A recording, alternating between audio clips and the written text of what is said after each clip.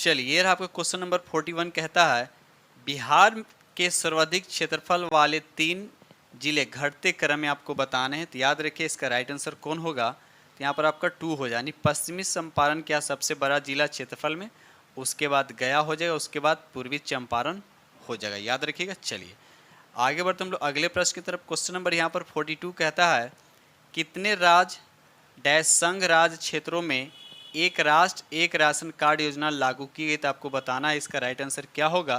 तो याद है इसका राइट आंसर आपका 1 यानी 32। याद रखिएगा 32 राशन कार्ड योजना लागू किया गया। ठीक है, चलिए बढ़ते हम लोग अगले प्रश्न की तरफ।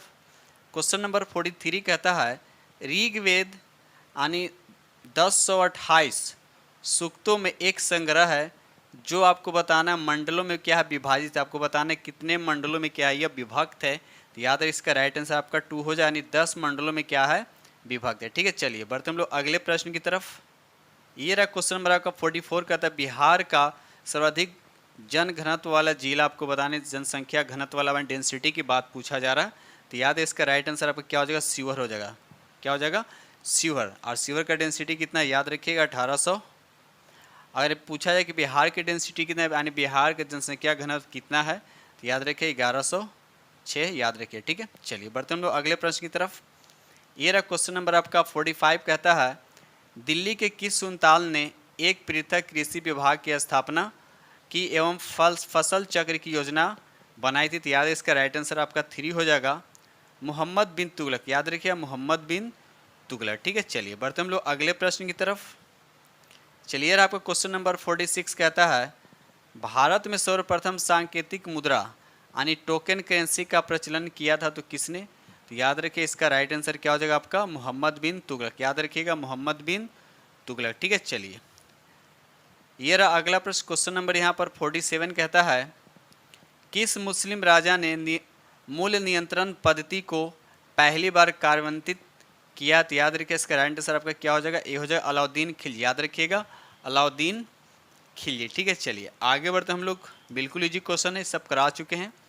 आप लोग कमेंट्स में बताइएगा कि 80 में आपने कितने किए, 80 में आप लोग कितने सही कर रहे हैं। ठीक है, चलिए क्वेश्चन नंबर यहाँ पर 48 कहता है नीचे सूचीबद्ध खाद्य पदार्थों में से विटामिन सी का सबसे समृद्ध स्रोत बताना कि सबसे ज़्यादा विटामिन सी जो है किसमें पाया जाता है। तो याद रखिए इसका राइट आंसर आपका हो जाए यहाँ पर दे रखा है साइट्रस फल। साइट्रस फल इसको क्या लेमन हो गया, ऑरेंज हो गया, इस समय क्या होता है आपका यानी साइट्रस मतलब सिट्रिक एसिड। सिट्रिक एसिड क्या होता है पाया जाता है। ठीक है, याद रखिएगा। चलिए क्वेश्चन नंबर 49 कहता है भारत में आम के उत्पादन में बिहार का कौन सा स्थान है। तो याद है इसका राइट आंसर आपका 3 हो यानी 5वां स्थान। याद रखिएगा 5वां स्थान है। चलिए बढ़ते हैं हम लोग अगले प्रश्न की तरफ। क्वेश्चन नंबर यहाँ पर 50 कहता है एकाधिकार तथा प्रतिबंधात्मक व्यापार। क्वेश्चन नंबर 50 कहता है एकाधिकार तथा प्रतिबंधात्मक व्यापार व्यवहार अधिनियम निम्न में से किस वर्ष प्रभावी हुआ। याद रखिए कब प्रभावी हुआ है। तो इसका राइट आंसर आपका हो जाएगा 1969 होना चाहिए। तो यहाँ पर राइट आंसर आपका। चलिए क्वेश्चन नंबर यहाँ 50 कहता है एकाधिकार तथा प्रतिधात्मक। क्वेश्चन यहाँ पर 50 कहता है एकाधिकार तथा प्रतिबंधात्मक व्यापार व्यवहार अधिनियम निम्न में से किस वर्ष प्रभावी हुआ था। तो याद रखिएगा इसका राइट आंसर आपका 1970 में प्रभावी हुआ था, यानी इसका राइट आंसर आपका 2 हो जाएगा यानी 1970। याद रखिएगा। चलिए बढ़ते हम लोग अगले प्रश्न की तरफ। क्वेश्चन नंबर यहाँ पे 51 कहता है महाराष्ट्र में प्रार्थना समाज का मुख्य संचालन कौन था। तो इसका राइट आंसर आपका 2 हो जाएगा एमजी रनाडे। याद रखिए एमजी रनाडे। ठीक है दोस्त, चलिए और ये कब इसकी स्थापना हुआ था। तो याद है 1867 में। याद रखिए 1867 में। ठीक है, चलिए क्वेश्चन नंबर यहाँ 52 कहता है भारतीय स्वतंत्रता के लिए फांसी पाने वाले प्रथम रिकॉर्डेड मुसलमान का नाम बताए। तो याद है इसका राइट आंसर आपका सी हो जाएगा अशफाकुल्ला खां को फांसी की सजा हुआ था। और किस लिए हुआ था। तो याद है काकोरी कांड की वजह से। यानी काकोरी कांड में क्या होता है लूटपाट हुआ था एक ट्रेन में। ठीक है, और ये काकोरी कांड कब हुआ था याद रखिएगा 9 अगस्त 1925 को। याद रखिएगा। चलिए बढ़ते हम लोग अगले प्रश्न की तरफ। क्वेश्चन नंबर यहाँ 53 कहता है निम्नलिखित क्रांतिकारियों में से कौन काकोरी षड्यंत्र केस से जुड़े नहीं थे। तो याद है इसका राइट आंसर आपका 3 हो जाने भगत सिंह जो है काकोरी कांड से जुड़े हुए नहीं है। ठीक है, चलिए बाकी सभी 0 हुए। आगे बढ़ते हम लोग अगले प्रश्न की तरफ।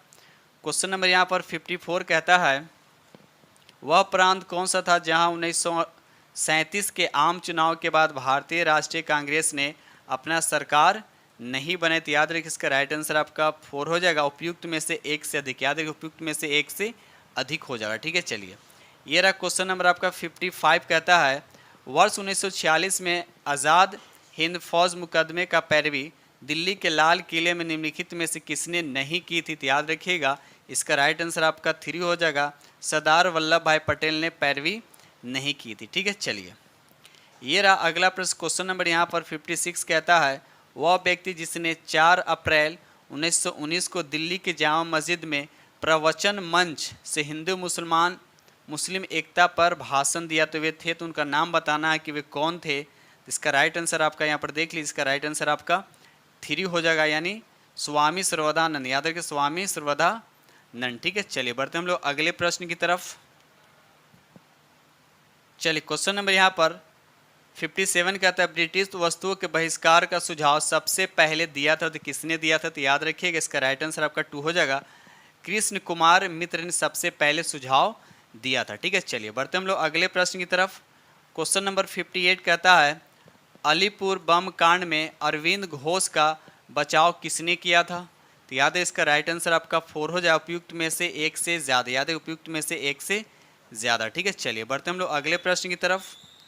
ये रहा क्वेश्चन नंबर आपका 59 कहता है निम्नलिखित में से कौन सा एक बिहार का अर्थव्यवस्था के मामले में सही है। तो याद रखिए इसका राइट आंसर आपका 4 हो जाएगा। उपयुक्त में से एक से ज़्यादा, याद रखिए उपयुक्त में से एक से ज़्यादा। ठीक है, चलिए बढ़ते हम लोग अगले प्रश्न की तरफ। क्वेश्चन नंबर यहाँ पर 60 कहता है असहयोग आंदोलन के दौरान किसने बिहार में किसानों की अगुवाई की है। तो याद रखिए इसका राइट आंसर आपका 2 हो जाएगा।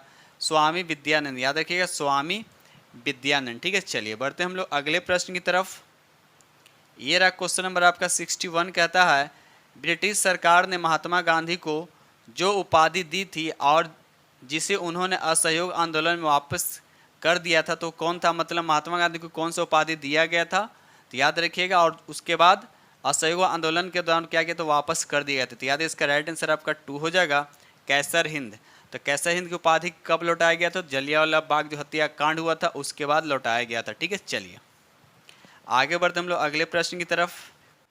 क्वेश्चन नंबर यहाँ पर 62 कहता है भारतीय संविधान का 73वां संशोधन प्रावधान करता है तो किसको प्रावधान करता है। तो याद रखिएगा इसका राइट आंसर आपका 3 हो जाएगा।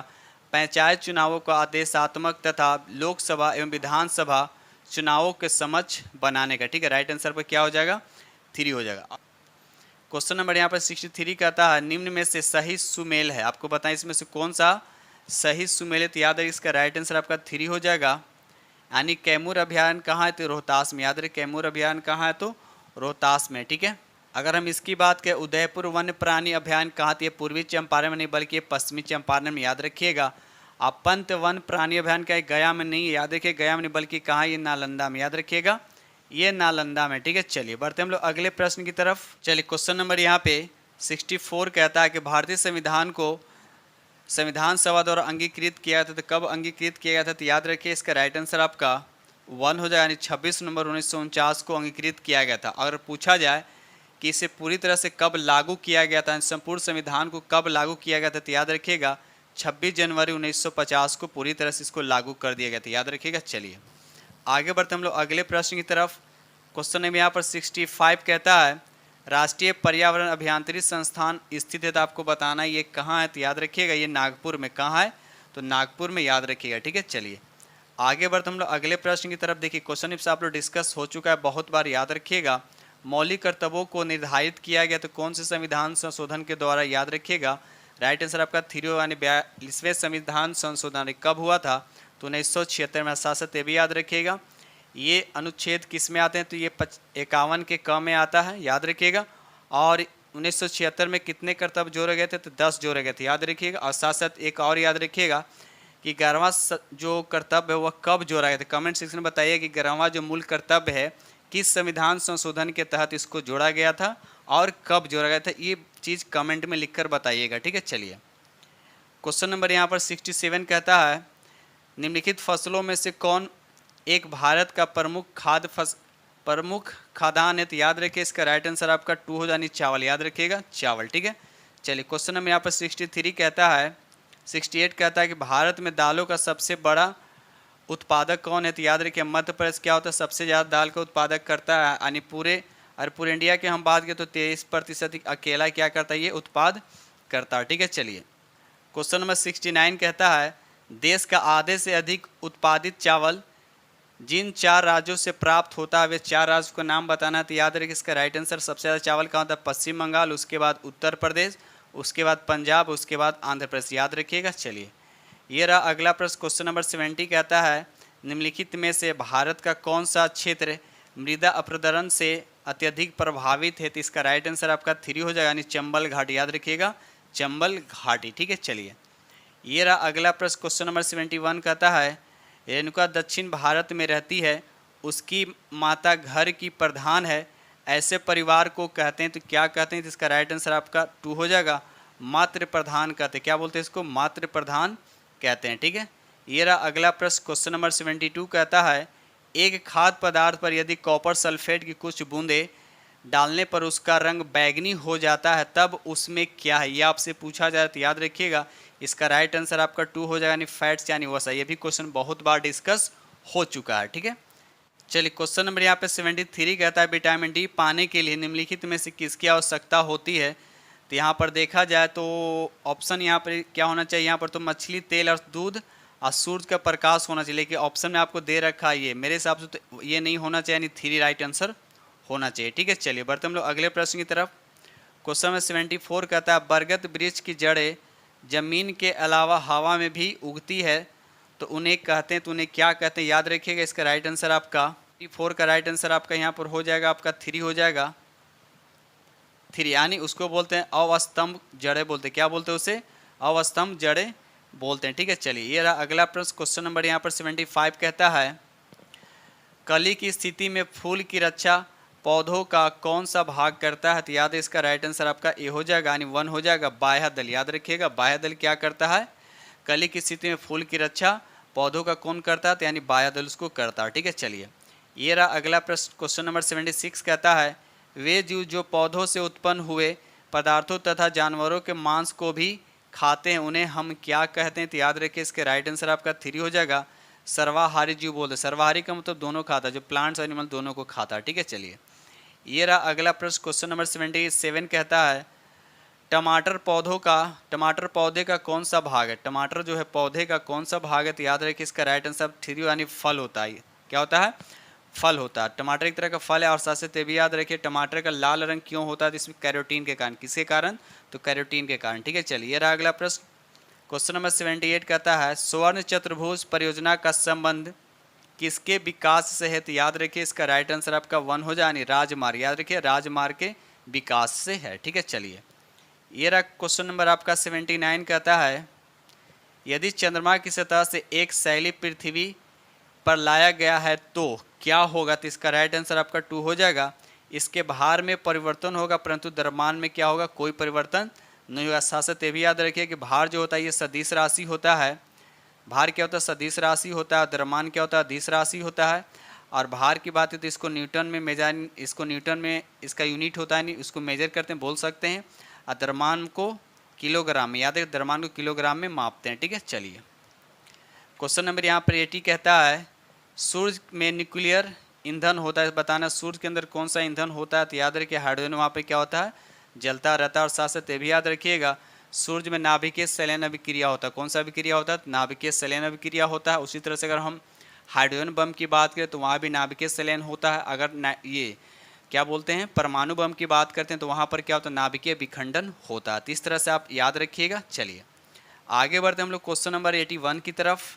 कहता है भारतीय संविधान के किस अनुच्छेद के अंतर्गत राष्ट्रपति संसद के दोनों सदनों द्वारा पारित किसी बिल पर अपनी स्वीकृति रख सकते हैं, तो बताना इस किस अनुच्छेद के तहत, राइट आंसर आपका 3 हो जाएगा, अनुच्छेद 111 के तहत। ठीक है, चलिए क्वेश्चन नंबर यहाँ पे 82 कहता है अति गहरी महासागरीय द्रोणियाँ यानी इसको ट्रेंचेस कहते हैं किसमें, जिसमें पाई जाती है, ये किसमें पाई जाती है सबसे गहराई वाली, तो बताना है इसका राइट आंसर आपका 2 यानी प्रशांत महासागर में सबसे गहरा होता है एक गर्त है जिसका नाम है मेरीना गर्त। ठीक है, मेरीना गर्त है, तो कमेंट्स में बताइए कि मेरीना गर्त जो है इसकी गहराई कितनी है। ठीक है, कमेंट्स में लिखकर बताइएगा। चलिए ये रहा अगला प्रश्न, क्वेश्चन नंबर यहाँ पर 83। विश्व का सबसे गहरी झील पूछा जा रहा, तो याद रखिए इसका राइट आंसर आपका 3 हो जाएगा, यानी बैकाल झील। अब रहा सवाल कि बैकाल झील किस देश में, तो याद रखिए रूस में है। याद रखिए रूस में। इसकी गहराई की बात किया जाए तो 4700 मीटर इसकी क्या है, गहराई है। ठीक है, अगर आपसे पूछा जाए कि विश्व के सबसे बड़े मीठे पानी की झील कौन सी है, तो सुप्रियल झील हो जाएगा। अगर पूछा जाए कि सबसे नमकीन कौन सा झील है, तो याद रखिए लेक वन। लेक वन जो सबसे ज़्यादा कितना है, 338% क्या होता है, खड़ा होता है। ठीक है, यानी नमकीन वाटर होता है। ठीक है, चलिए बढ़ते हम लोग अगले प्रश्न की तरफ। क्वेश्चन नंबर 84 कहता है भारत में संसद की लोक लेखा समिति के अध्यक्ष की नियुक्ति की जाती है, तो आपको बताना है किसके द्वारा नियुक्ति की जाती है। तो इसका राइट आंसर आपका 3 हो जाएगा, लोकसभा के अध्यक्ष के द्वारा। याद रखिए लोकसभा के अध्यक्ष के द्वारा। अब एक क्वेश्चन यहाँ पर बनता है कि लोक लेखा समिति होता है, इसमें कितने सदस्य होते हैं, तो याद रखिए इसमें 22 सदस्य होते हैं। कितने, 22। तो इसमें 15 जो होता है लोकसभा का और 7 होता है राज्यसभा का। एक होता है प्राक्कलन समिति, तो आप प्राक्कलन समिति में बताइए कमेंट सेक्शन में उसमें कितने सदस्य होते हैं और कितने राज्यसभा से होते हैं और कितने लोकसभा से होते हैं। ठीक है, आपको ये भी बताना है क्या लोकसभा से कितना होता है और राज्यसभा से होता है या नहीं होता, आपको कमेंट्स में लिखकर बताने हैं। ठीक है, चलिए आगे बढ़ते हम लोग। क्वेश्चन नंबर यहाँ पर 85 कहता है इनमें से कौन चंपारण आंदोलन से संबंधित नहीं है, तो इसका राइट आंसर आपको बताना कौन सा होगा, तो हो जाएगा आपको 3, जयप्रकाश नारायण। याद रखिए जयप्रकाश नारायण जो है चंपारण आंदोलन से संबंधित नहीं। और चंपारण आंदोलन कब हुआ था, तो याद रखिए 1917 में, भी डेट आप याद रखिएगा। चलिए ये रहा अगला प्रश्न, क्वेश्चन नंबर यहाँ पर 86 कहता है संविधान में दिया गया आमुख।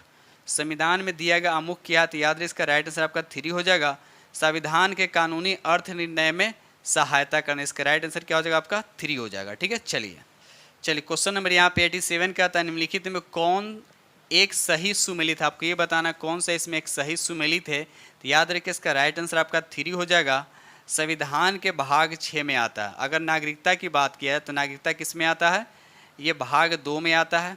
अगर मौलिक अधिकार की बात की जाए तो ये भाग 3 में आता है, याद रखिएगा। चलिए आगे बढ़ते हम लोग अगले प्रश्न की तरफ। क्वेश्चन नंबर यहाँ पे 88 कहता है कल्याणकारी राज्य की संकल्पना का समावेश भारत के संविधान में है, तो आपको बताना है किसमें है। तो याद रखिए इसका राइट आंसर आपका 2 हो जाए, राज्य के नीति निर्देशक तत्व। याद रखिए राज्य के नीति निर्देशक तत्व और किस भाग में आता है, 4 में आता है, अनुच्छेद 36 से 51, याद रखिएगा। चलिए आगे बढ़ते हम लोग अगले प्रश्न की तरफ। क्वेश्चन नंबर यहाँ पर 89 कहता है संविधान के अंतर्गत मूल अधिकारों का संरक्षण कौन है, तो याद रखिए इसका राइट आंसर आपका 3 हो जाएगा, सर्वोच्च न्यायालय। याद रखिएगा सर्वोच्च न्यायालय। ठीक है दोस्त, चलिए ये रहा अगला प्रश्न, क्वेश्चन नंबर यहाँ पे 90 कहता है भारतीय संविधान के निम्न अनुच्छेदों में से किस एक के अधीन राज्यपाल राष्ट्रपति के विचार के लिए किसी विधेयक का आरक्षित रख सकता है। तो इसका राइट आंसर आपका 2 हो जाएगा, अनुच्छेद कितने के तहत, तो अनुच्छेद 200 के तहत, याद रखिएगा। चलिए बढ़ते हम लोग अगले प्रश्न की तरफ। क्वेश्चन नंबर यहाँ पे 91 कहता है भारत में सर्वाधिक अनुसूचित जाति जनसंख्या वाला प्रदेश आपको बताना है। तो यहाँ पर देखा जाए तो यहाँ पर ऑप्शन आपका 3 दे रखा है, मतलब उत्तर प्रदेश दे रखा है। इसको थोड़ा सा आप लोग देख लीजिएगा। ठीक है दोस्त, इसको थोड़ा सा देख लीजिएगा 91 का। ठीक है, चलिए बढ़ते हम लोग अगले प्रश्न की तरफ। क्वेश्चन नंबर यहाँ पे 92 का था भारत में छिपी हुई बेरोजगारी मुख्य लक्षण है, तो मुख्यतः आपको बताना है क्या, तो इसका राइट आंसर आपका 3 हो जाएगा, यानी प्राथमिक क्षेत्र में। याद रखिए प्राथमिक क्षेत्र, यानी भारत में छिपी हुई बेरोजगारी जो है मुख्यतः कहाँ पर दिखता है, तो प्राथमिक क्षेत्र में सबसे ज़्यादा देखने को मिलता है। ठीक है, चलिए बढ़ते हम लोग अगले प्रश्न की तरफ। चलिए क्वेश्चन यहाँ पे 93 कहता है निम्नलिखित युगों में से कौन सुमेलित नहीं, थोड़ा सा यहाँ पर ये हो गया है ना, फिर बता दें कर इसमें कौन सुमेलित नहीं, आपसे पूछा जा रहा है। तो याद है इसका राइट आंसर आपका 3 हो जाएगा, पिसिकल्चर लाख का किरण है। पिसिकल्चर में लाख का किरण, बल्कि इसमें मत्स्य पालन होता है। पिसिकल्चर में क्या होता है, मछली पालन होता है, याद रखिएगा। उसके बाद सेरीकल्चर होता है, इसमें सिल्क वर्म होता है। उसके बाद एपी कल्चर होता है, इसमें मधु पालन होता है। ठीक है, तो तीनों हमने बता दिया। ठीक है, चलिए आगे बढ़ते हम लोग अगले प्रश्न की तरफ। क्वेश्चन नंबर यहाँ पर 94 कहता है निम्नलिखित उद्योगों में से भारत में सबसे प्राचीन उद्योग पूछा है कि सबसे प्राचीन उद्योग कौन है। तो याद रखिए इसका राइट आंसर आपका 2 यानी सूती वस्त्र जो है सबसे प्राचीन उद्योग है, याद रखिएगा। चलिए आगे बढ़ते हम लोग अगले प्रश्न की तरफ। क्वेश्चन नंबर 95, क्वेश्चन नंबर 95 कहता है कि प्रकाश संश्लेषण के समय भोजन पत्तों में इस रूप में संचित होता है, यानी किस रूप में संचित होता है यह आपसे पूछा जा रहा है, तो याद रखिएगा यह क्लोरोफिल में संचित होता है। कहाँ होता है? क्लोरोफिल में संचित होता है। क्वेश्चन नंबर यहाँ पे 96 कहता है पुष्प के खिलने का सही क्रम आपको बताना है कि पुष्प खिलने का सही क्रम क्या है। तो याद है इसका राइट आंसर आपका 1 हो जाएगा। कली, उसके बाद अर्ध खिला हुआ फूल, उसके बाद पुष्प, उसके बाद फल होता है। ठीक है, चलिए बढ़ते हम लोग अगले प्रश्न की तरफ। क्वेश्चन नंबर यहाँ पे 97 कहता है रक्त के जमने में इस विटामिन का योगदान, यानी कौन सा विटामिन जो रक्त को जमने में यानी रक्त को थक्का करने में हेल्प करता है। तो याद है इसका राइट आंसर आपका 1 हो जाए विटामिन के। कमेंट सेक्शन में बताइएगा कि विटामिन के का रासायनिक नाम क्या होता है, कमेंट सेक्शन में लिखकर जरूर बताइएगा। ठीक है, चलिए बढ़ते हम लोग अगले प्रश्न की तरफ। क्वेश्चन नंबर यहाँ पर 98 कहता है जैम, जेली, जूस इत्यादि को लंबे समय तक संरक्षित करने के लिए उसमें डाला जाता है। तो इसका राइट आंसर क्या होगा? आपका 3 होगा, यानी सोडियम मेटा बाइसल्फेट। याद रखिएगा सोडियम मेटा बाइसल्फेट, याद रखिएगा। चलिए बढ़ते हम लोग अगले प्रश्न की तरफ।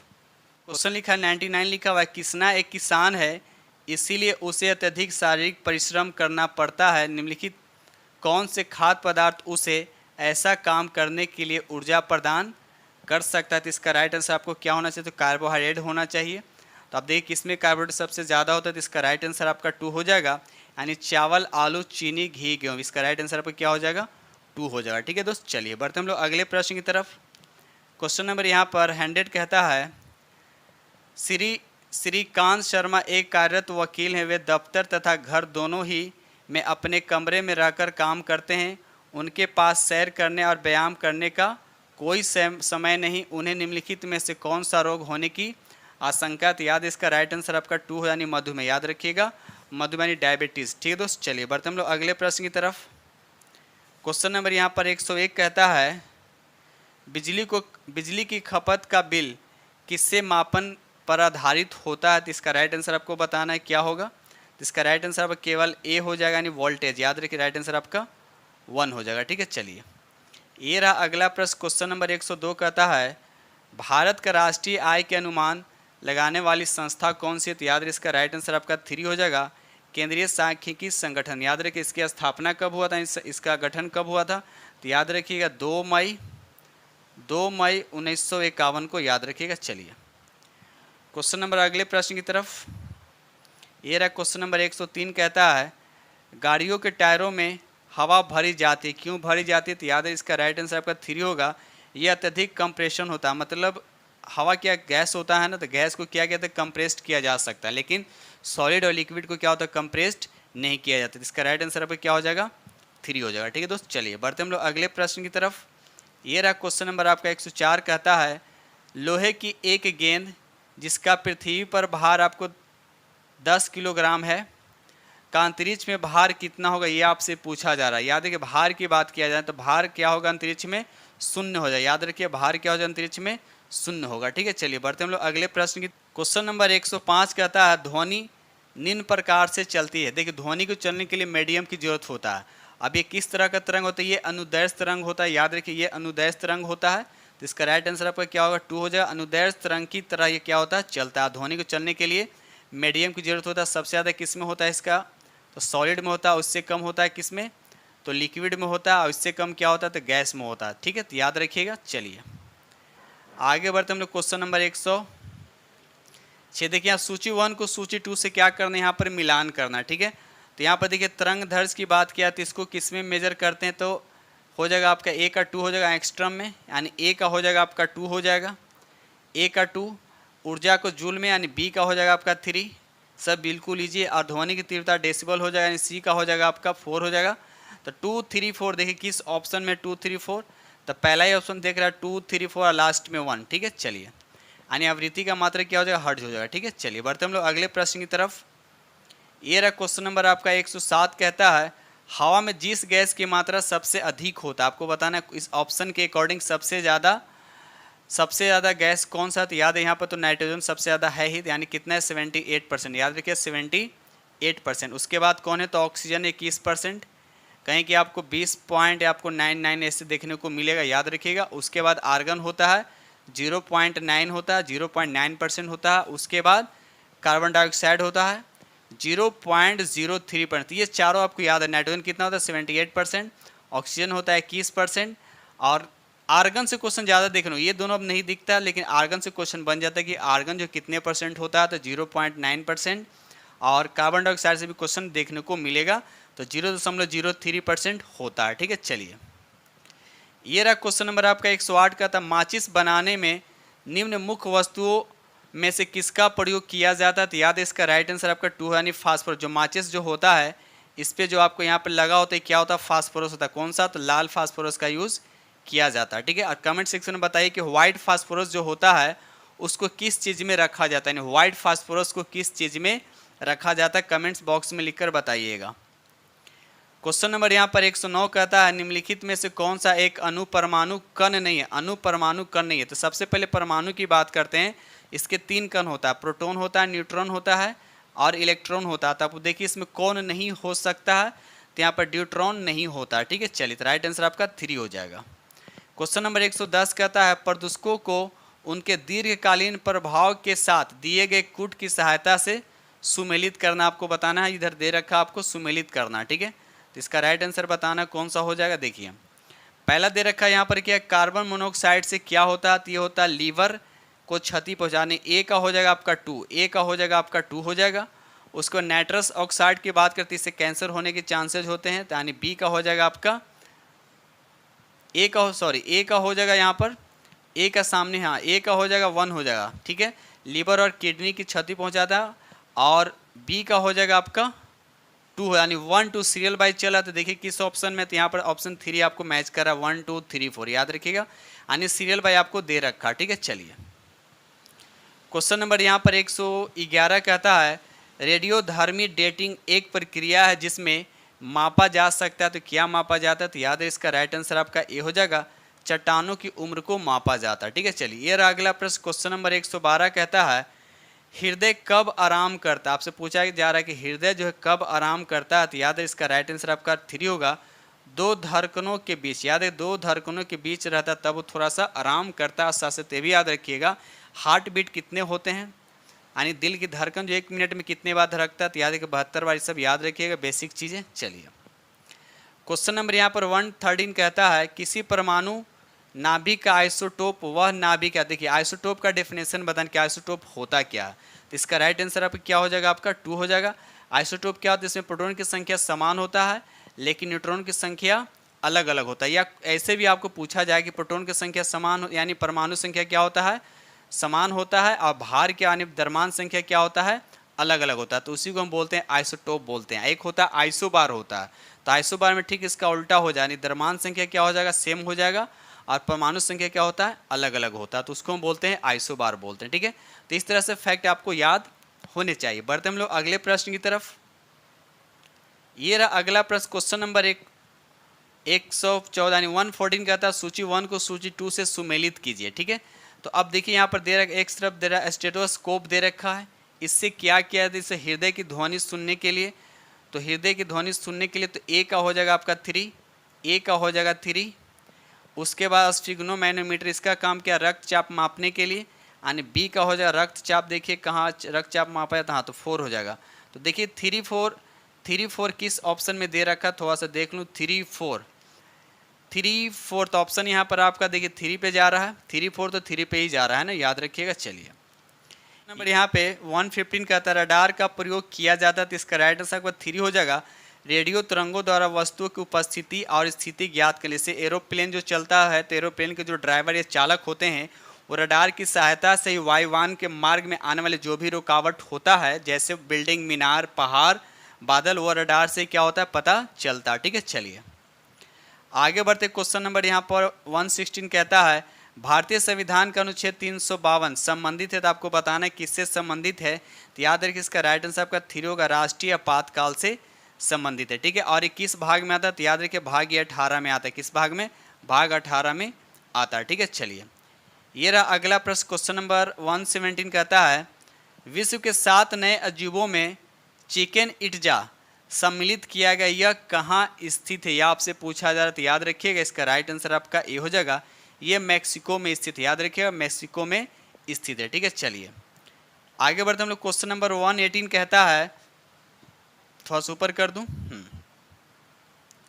क्वेश्चन नंबर 118 कहता है निम्न में कौन सा भारतीय संविधान के अनुच्छेद 182 का घटक है?